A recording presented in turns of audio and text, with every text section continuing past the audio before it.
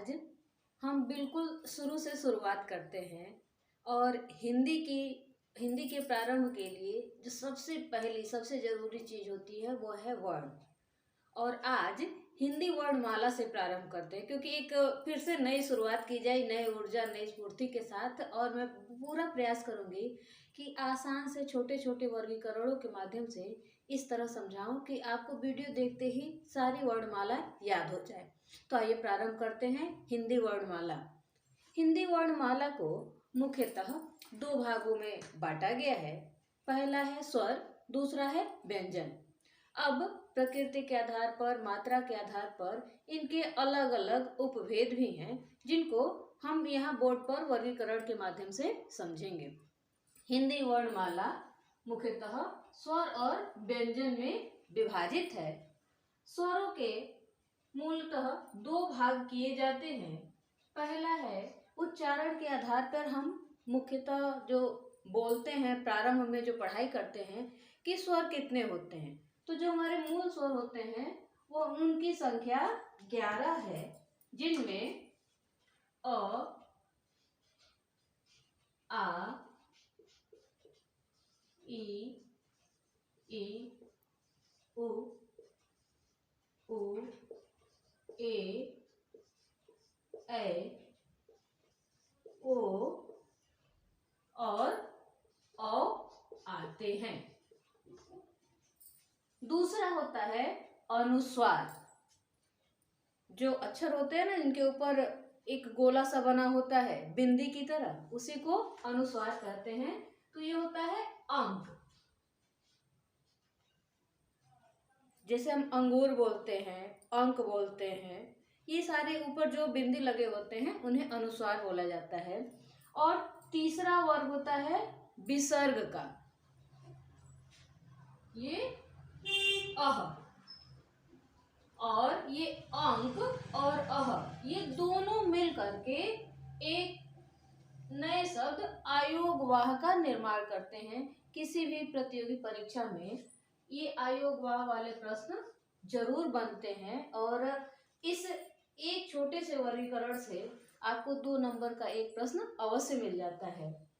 इसके बाद स्वर का जो मात्रा के आधार पर विभाजन किया जाता है, क्योंकि स्वर वे वर्ण होते हैं जो बिना किसी की सहायता के बोले जाते हैं, तो इनकी अपनी एक मात्राएं होती हैं। वे मात्राएं किस प्रकार की होती हैं आइए जानते हैं। स्वरों को उच्चारण की दृष्टि से मात्रा के आधार पर 3 भागों में बांटा गया है: ह्रस्व, दीर्घ और प्लुत। ह्रस्व का अर्थ होता है छोटा, अर्थात एक मात्रा। दीर्घ का अर्थ होता है छोटे से थोड़ा बड़ा, अर्थात 2 मात्रा।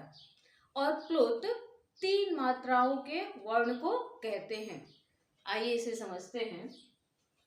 ह्रस्व एक मात्रा का स्वर होता है जिसमें अ, ए, ओ और री आते हैं।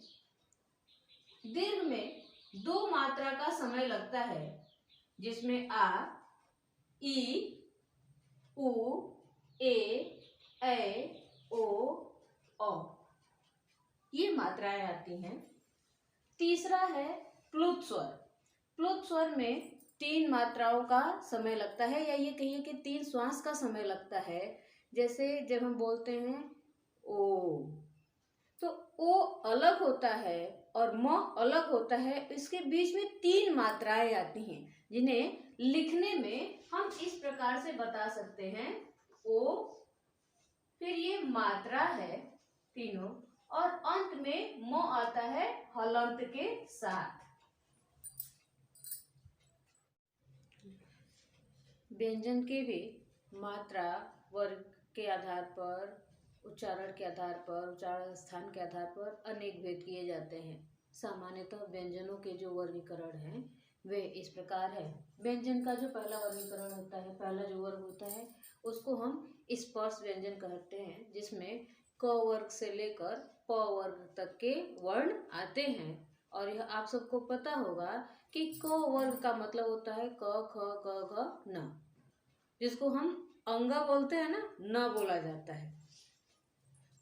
तो पहला जो स्पर्श व्यंजन होता है उसमें क वर्ग में क, ख, ग, घ और न आते हैं। ठीक, दूसरा है च वर्ग, जिसमें च, छ, ज, झ, इन। तीसरा है ट वर्ग, जिसमें ट, थ, ड, ध, र। चौथा है त वर्ग, त, थ, द, ध, न। और पांचवा है प वर्ग, प, फ, ब, भ और म। ये पांचों स्पर्श व्यंजन हुए और एक वर्ग में 5 अक्षर हैं, 5 वर्ण हैं, तो 5 5 5, तो ये कुल कितने हो गए? 25। 5 10 15 20 25। तो आपके 25 स्पर्श व्यंजन हैं। इसके बाद है संघर्षी। इन्हीं स्पर्श व्यंजनों में से फ, श, ह, स्र और मूर्धन्य स्व को संघर्षी व्यंजन करते हैं, जिनकी संख्या 5 है।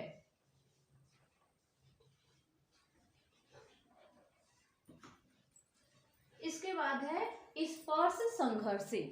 च वर्ग के अनुनासिक को छोड़कर च, छ, ज और झ को स्पर्श संघर्षी व्यंजन कहा जाता है, जिनकी संख्या 4 होती है।